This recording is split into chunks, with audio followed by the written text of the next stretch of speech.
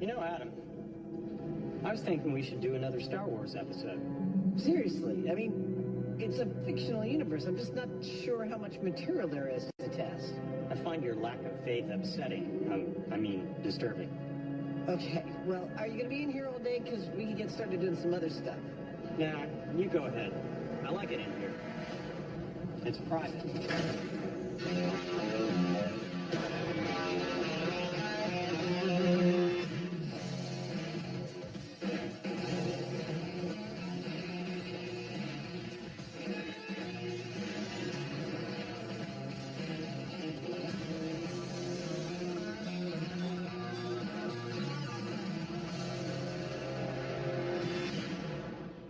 Nice bucket. Thank you. Dude, we've got an entirely new episode of Myths just from Star Wars again. That's that movie where they have those sword things that light up or something, right? Lightsabers. They're called lightsabers. And yes, that is the movie. And we have a whole myth about lightsabers in this episode. Do we get to make one? No, we're not. We're going to test whether being on higher ground gives you a tactical advantage with a lightsaber. I have the high ground! But I'm getting ahead of myself. First, we are testing a myth about these laser blasters.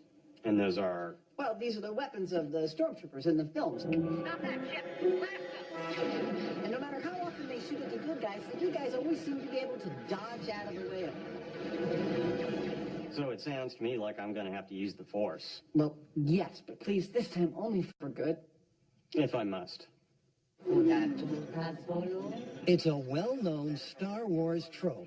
Somehow the heroes always manage to dodge the bullet. But is it actually possible to dive out of the way in time? To find out, Adam and Jamie are going to simulate their own blaster battle and try it out for themselves. And while Jamie begins building the gun, Adam investigates the velocity of the ammunition in question. Let's talk laser blasters. Oh, wait, Star Wars. Let's talk laser blasters. See, everyone in the Star Wars universe shoots at each other with things we collectively refer to as laser blasters, even though the characters only call them blasters. But we think of them as lasers. The question is, are they? Well, let's find out. I've got here a handheld laser pointer. It shoots a green laser. Let's figure out how fast this thing goes. 3, 2, 1. There we go. All right. Yep, 186,000 miles per second. I'm kidding. I'm not measuring light with this. It's actually a force gauge. Get it? Force gauge. The fact is, we all know how fast light moves. So I'm going to venture to say that the bolts from the blasters on Star Wars move a lot slower than the speed of light. How much slower? I'm going to find out by watching Star Wars, measuring them with calipers and using some math to figure out how fast they might move in the real world. Always 88 is just Once I get enough measurements, I'm going to average them out, and it should give me a consistent laser blast speed. By extrapolating from a visual reference, Harrison is 6 feet tall. and timing how long it takes the blaster bolt to cover a known distance, Adam can calculate its velocity. And before you can say laborious arithmetic, Adam has calculated an average from across all 6 movies. I've got a speed of between 130 and 135 miles per hour at a distance of about 40 feet. So that's what Jamie's gun will replicate. 130 miles an hour at 40 feet. We're going to be replicating the performance of the blasters we see in the movie, and to do that, we're going to be using this pneumatic launcher by plumbing compressed air into the back of it. Every time you pull on the trigger down here, it fires a round, and then these pistons push forward and advance another round into position, ready to fire. Ow! That's what I'm talking about. Now, we can put anything that we want inside these tubes. So I'm going to be experimenting to find out what we can fit in there that accurately replicates the performance of what we see in the movie and hopefully doesn't hurt us at the same time. In theory, by altering the air pressure powering his gun, it looks like that's about 350 psi. Jamie will be able to match the movie specs with his non-lethal ammo. Firing in 3, 2, 1. But in practice, there's a speed problem. This only said it's 26 miles per hour. Measuring problem. Didn't quite get a reading. 1. And accuracy problem. And they're going off to the side. Here we have all the problems. Our first laser blasts don't fly straight, and we can't get a reading on how fast they're going, so there's still some problem solving to do. We may end up going with a totally different solution. We don't know at this point. So while the team locates the drawing board, Darth Heineman and Jedi Savage go head-to-head in a lightsaber duel to tackle the myth of higher ground.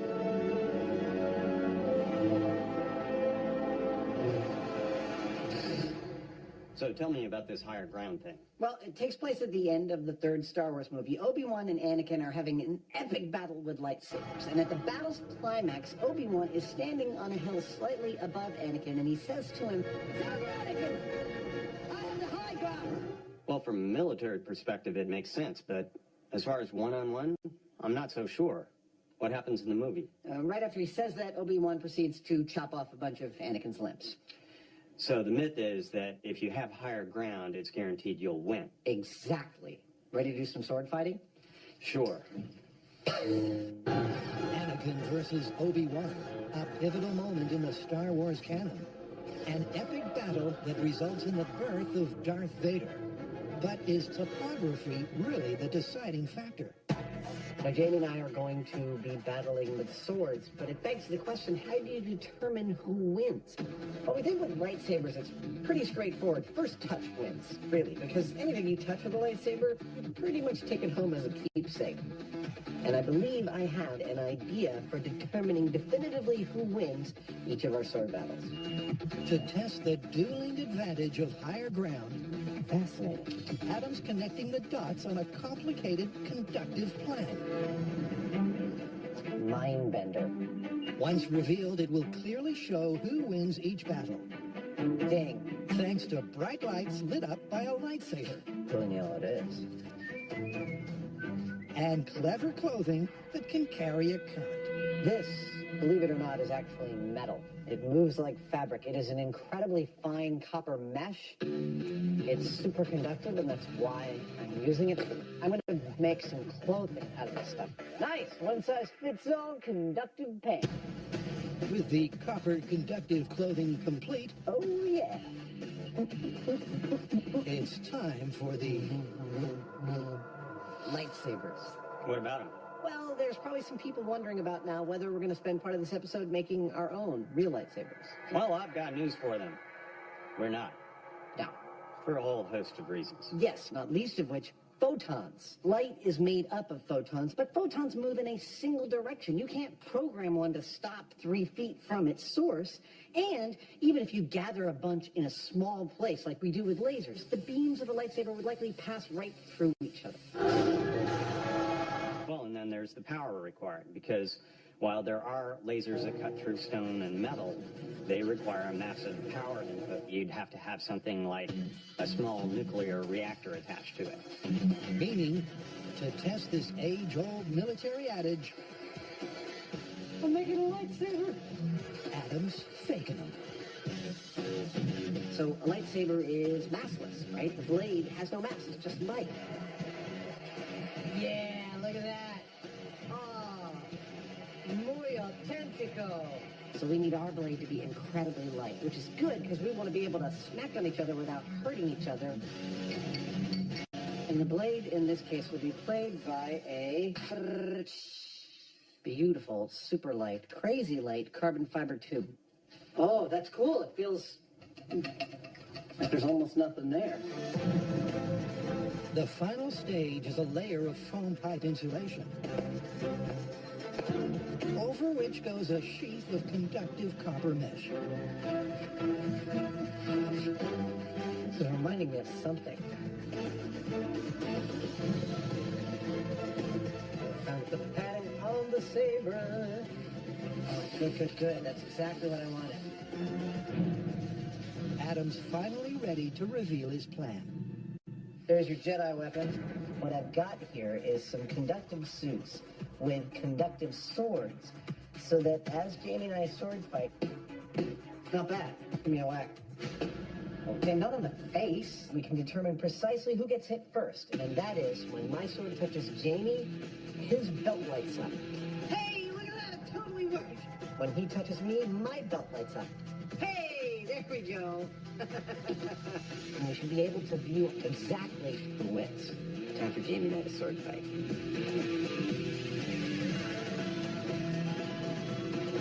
And the fighting is going to start here, but I think maybe it ought to be a little more sci-fi. Jamie and I are going to begin with a control, that is, fighting each other on flat ground. Looks good to me. We're going to put a pair of X's on this platform where we start. And when a bell sounds, can you give me a bell sounds, editors? No. No. That's it. When we hear the bell, we start fighting. Whoever touches first wins, and you know because the other guy's lit up. Reset, go back to 0, and try again. Oh. It's like putting on a straitjacket. There we go. Dude, this is hot. In a best of 25 bouts on an even surface, our copper-clad Jedi will establish a comparative control. We look great. Then they'll repeat the test on higher ground and compare the difference in scores. We're battling with lightsabers. We've ended up working with quite a variety of weapons on this show, and with things like guns and knives, we've even become somewhat proficient. But when it comes to things like swords, not so much. Adam and I are pretty much a blank slate. With the rig ready, When I touch you, you light up. Nice. our tabula rasas are ready to roll. Excellent. I think we're ready to do some sword fighting. Yeah. Okay, count us into a ding.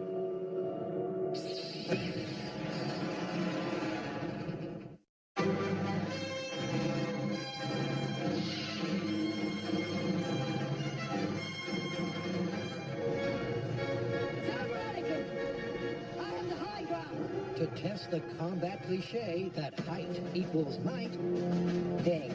Adams concocted a set of copper suits and non-lethal lightsabers to do battle with. Okay, not on the face.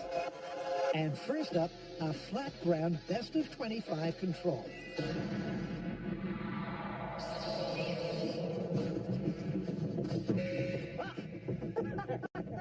That's one. After they establish their relative abilities on the scoreboard,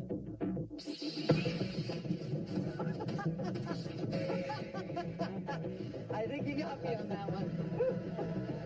This is kind of fun. they'll adjust the height of the playing field Ha! Got to me. and find out if higher ground really is the ultimate advantage in a deadly duel.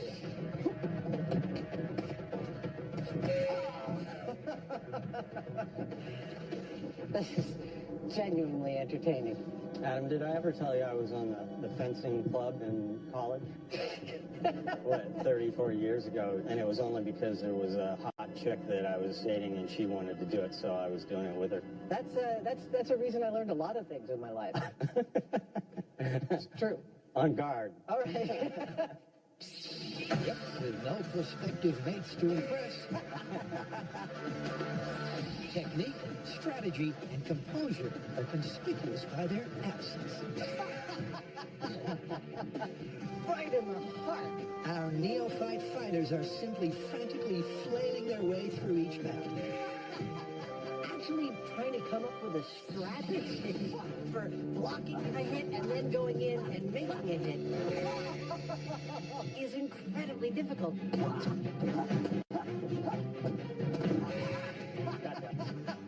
There's a lot going on, including a guy with a blade trying to kill you while you're trying to think. As the match comes to its increasingly desperate, I'm going right through the direct road. And competitive conclusion. Oh, really? Really? That's how it is. The score indicates that with no topographical advantage, this was the perfect baseline. Jamie and I have completed 25 trials on even ground. That's a good sin hit right there. And experimentally, the results are kind of awesome. We are totally evenly matched. I had 13 wins to Jamie's 12. That means it's time now to go to higher ground. We're going to do another 25 trials. It's heads. I'm higher ground. Okay. Now that one of us is going to be fighting from higher ground, I would note that in the movie, Obi-Wan tells Anakin that... Anakin! I have the high ground! Now that means that when Adam and I start to fight, we're not talking about like one winning by a few points or the other. That seems great. If this idea is true, the person on higher ground has to totally dominate that battle.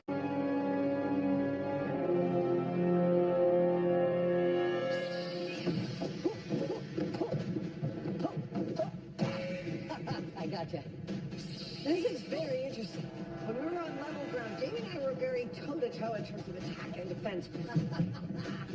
It's over, Jamie. I've got the higher ground. But now that I'm on the higher ground, I'm definitely noticing Jamie is much more on the defensive, and I am able to take the lead in attack. I got you. I'm not sure if this is shifting the balance in my favor because it's still early, but it definitely feels like I am much more on the offensive. With Adam on higher ground, at first it was a little intimidating because he's over top of you. It sort of seems like he's dominant, like he has a higher reach and more power swinging down. You got me in the face. Does that count? I was aiming for your chest. Sorry about that. But the longer I played with him, I found that seeming disadvantage was actually an opportunity. You got me in the foot. I don't know how to counter that. Namely that if I cleared his blade with a powerful sideways swipe and then swung in towards his ankles, which are now exposed. I see your strategy. You can't win. I've got the lower ground. They call me ankle biter. And that worked almost every time I was able to get the timing right. Oh, I hit myself in the groin. Oh, no. Sorry. I'm going to need a minute. I think I did it with the butt of my lightsaber. Let's take a minute for Mr. Heineman to walk it off. I know you guys are loving this. Isn't this great TV? You want a drink? You want a scotch or bourbon? No. I'm good to go. Okay.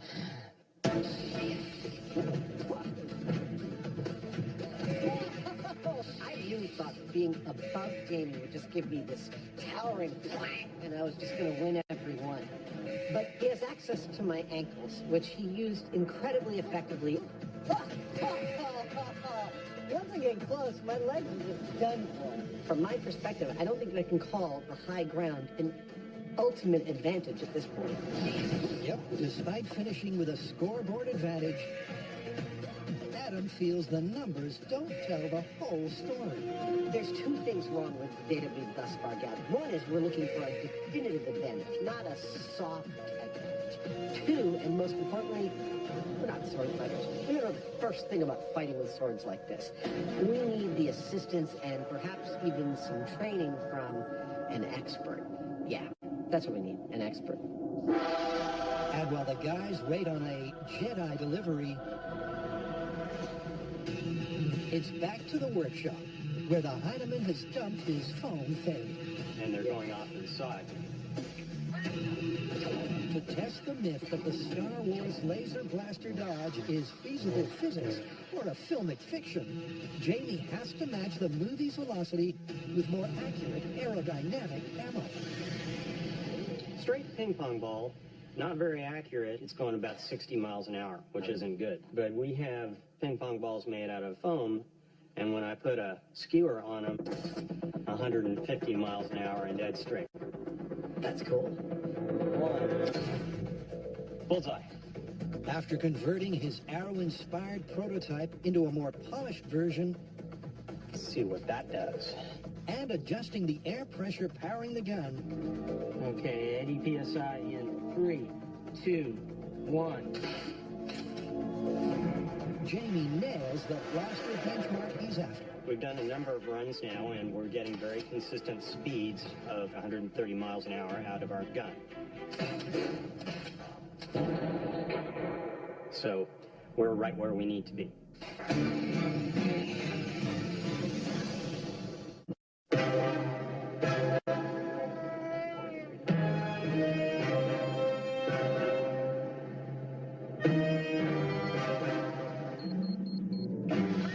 Welcome to the MythBusters version of the Star Wars universe. We're investigating the myth that the good guys always seem to be able to just dive out of the way of the blasters used throughout the Star Wars universe. Now we have built ourselves our own little version of a rebel ship with a 40-foot hallway. We're going to set up our blaster at the other end that shoots air bullets at the correct speed, and Jamie and I are each going to take turns standing here and attempting to get out of the way of those blaster bolts. With their rebel ship ship-shape, All right. first up, they're making sure they stay on target. We're going to shoot him first to make sure that the darts are hitting the right spot. You know, we're asking our target stormtrooper to do precisely what stormtroopers do in all the movies, which is get shot. 3, 2, 1. Okay. Firing now. Oh, that's weird. 2, 1. Oops. That one went off to the side. Yeah? Off to both sides, high and low. The gun is firing at the correct speed. Pressure. Check the pressure. Yep. Pressure's good? Yep. Firing. Now that's just crazy. But at some point in the mass production of the ammunition, they've become unpredictable. They're kind of like this. The arrow-like fletching has somehow lost the aerodynamic qualities of Jamie's handmade prototypes. That means I'm headed back to the shop to come up with something else.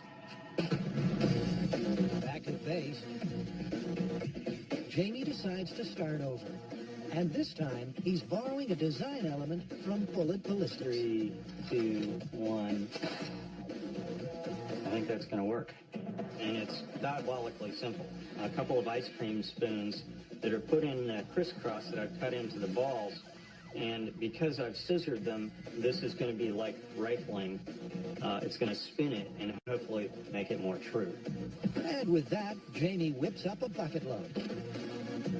Before heading back aboard, where Adam gets an eye-watering demo. 3, 2, 1. Ow! We are back in business. These darts are working beautifully. The only concern I have is that they keep hitting our stormtrooper where it counts. You first. Okay. This is it. The Heineman steps up to the plate to put his body in the firing line for science. All right, Mr. Heineman, are you ready? I'm ready. I'm not going to count it down, right? Yeah. Okay. So at some point in the next 10 seconds, we're going to fire. As far as reaction time goes, we know that a sprinter on the blocks, ready to do a race, can react within 160 milliseconds of the starting pistol firing. Jamie's got 220 to get out of the way of this bullet. Personally, I don't think he's going to be able to do it.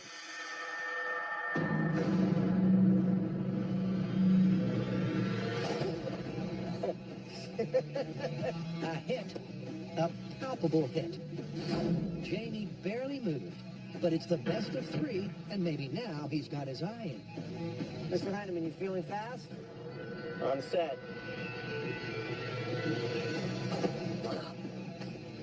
Got me. Got you.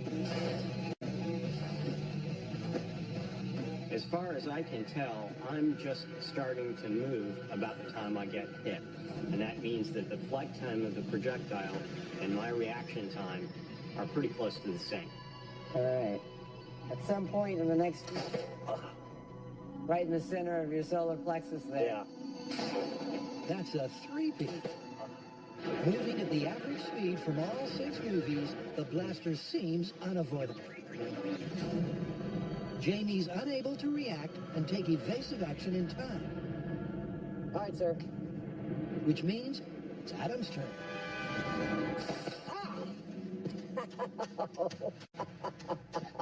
Right in the shoulder. Whew. Ah! The adrenaline dump is intense. And once he gets an identical and conclusive result, Oh, that was no contest. 3 for 3. this myth is on the ropes. Well, there's just no getting out of the way of those things.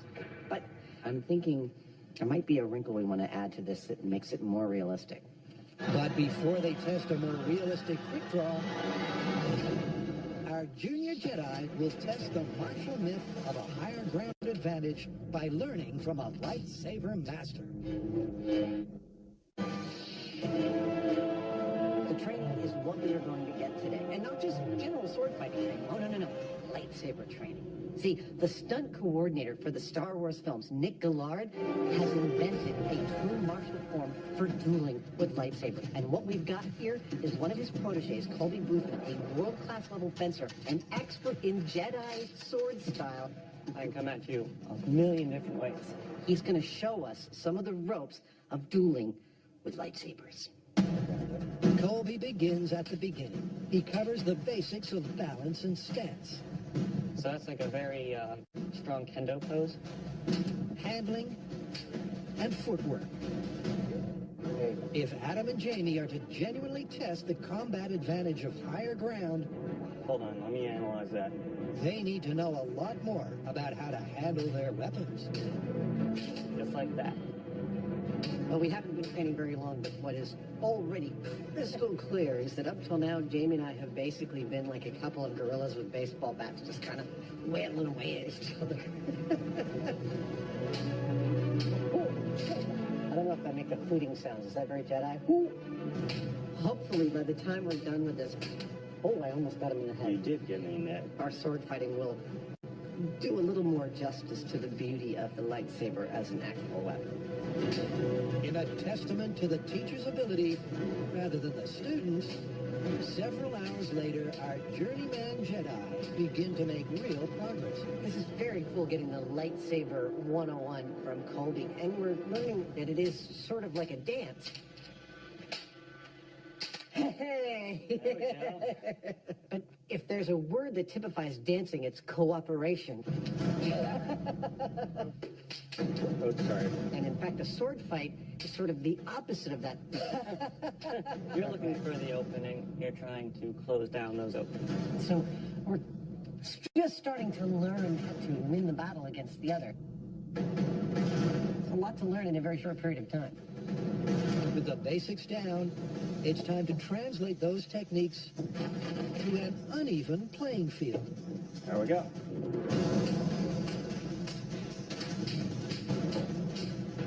A lot of times it's not so much putting as much power as you can, it's trying to hit the openings that you see.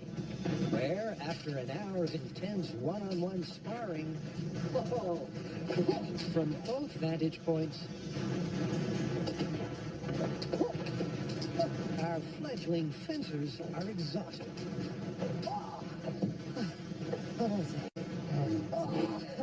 Shing! But prepared for the ultimate fiery finale on the soon-to-be volcanic planet of Mustafar.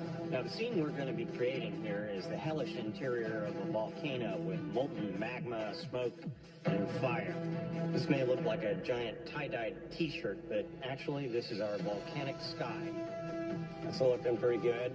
Yet, to match conditions of the iconic silver screen scene, the team is going to recreate not just the topography, but the volcanic atmosphere. Nice. This thing is our lava flow. It's made out of clear plastic so that we can get lights underneath it to make it glow like lava does. One edge is higher than the other, so when we pour the lava in, it'll flow this way.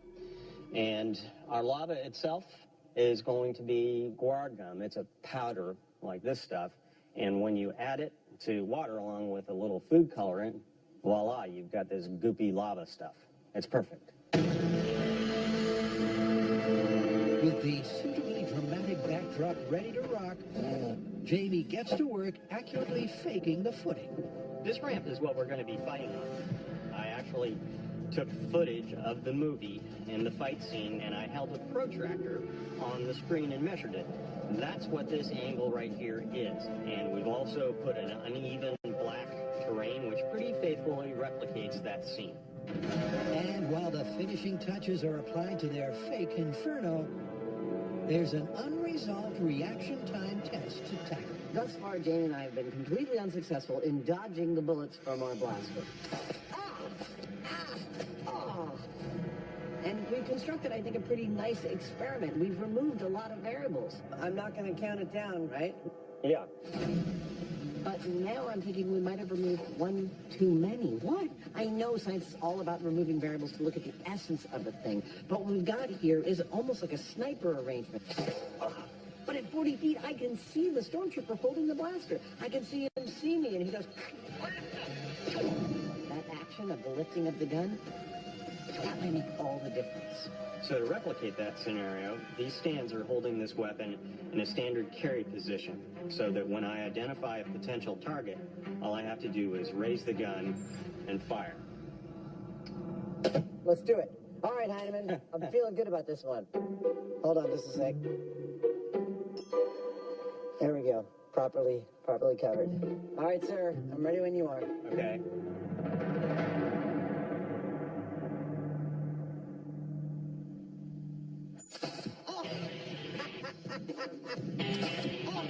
Ow! Right in the knee. The gun raise takes an additional 400 milliseconds. Despite that, Adam's first attempt would have left him limping. There was no getting out of the way of that one. Set? Yep. That was a good one. Unlike the first series of tests, Adam is able to move before the bolt reaches him, but he still can't avoid the hit. All right, sir. I'm ready when you are.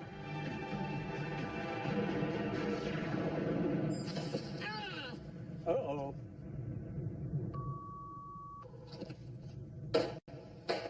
I just had to curse because that hurt really, really badly.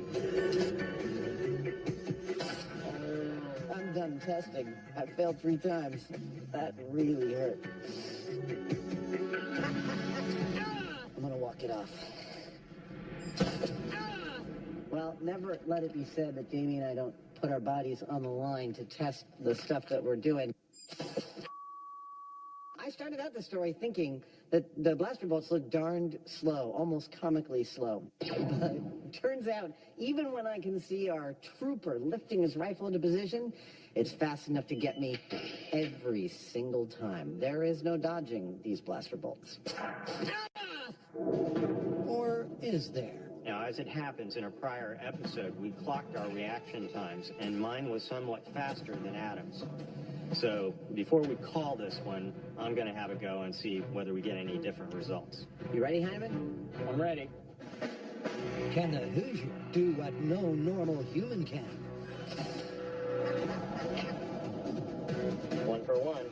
Jamie's fast, but there's simply not enough time to sight the incoming projectile, react, That's 2 for 2. and then move all of your body parts out of the way.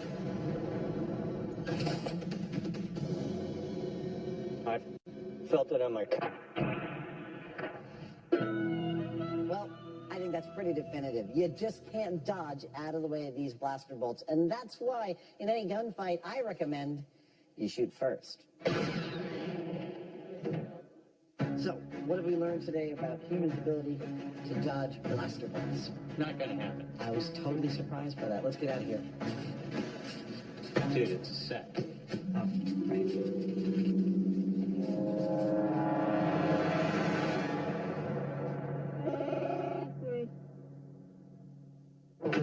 That's one myth done and busted.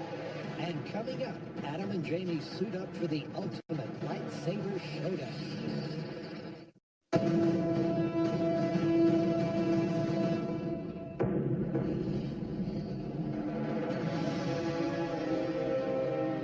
Welcome to the planet Mustafar. Jamie and I wanted to know if higher ground is in fact a crushing advantage when it comes to battling with lightsabers. So we brought in one of the actual fight coordinators from the Star Wars films to give us a little lightsaber 101, and now we've replicated the exact pitch of terrain that Obi-Wan and Anakin have their final battle on. Also, for your viewing pleasure, we've replicated some of the aesthetics of the planet itself. We couldn't resist.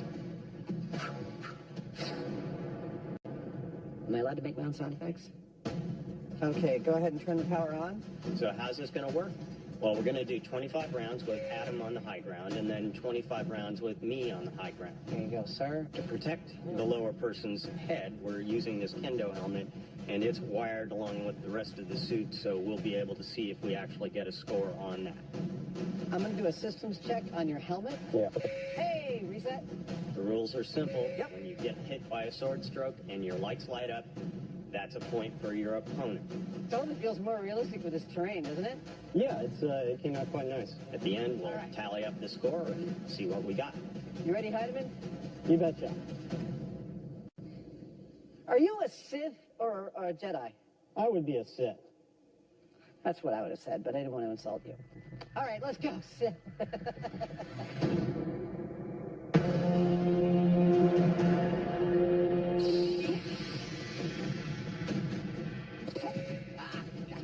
Our recently graduated Jedi once again do battle for science. Nice. Gotcha. Intense. Reset. It's pretty clear that just one day of training won't make us sword experts, but it gave us some insight into ways to move the lightsaber. And it also does what all training does. It slows the process down a little bit. Reset.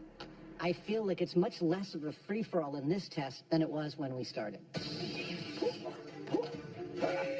Gotcha. They are certainly more skilled, Reset. more clinical in their execution. Oh, Dad. Reset. But as the contest continues, it's clear Jamie, supposedly at a deadly disadvantage, Dad. is holding his own. You and I are quite evenly met, sir. At this point, I feel like I'm making quite a number of scores. And to me, that says that this is not a definitive thing that higher ground always wins. Yep, and with Jamie exacting the revenge of the Sith. You didn't quite nail me in the ghoulies, but that was a good shot. Careful with that, will you? Part one of the competition reaches its exhausting conclusion.